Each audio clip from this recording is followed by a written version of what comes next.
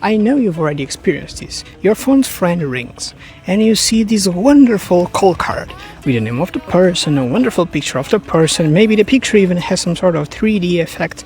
Maybe it's an iPhone, maybe it isn't. A lot of brands have this, and so you're jealous. You also want it for you, because you have the boring basic, just a name and a black screen or blue screen. It's just basic, one color, monotone.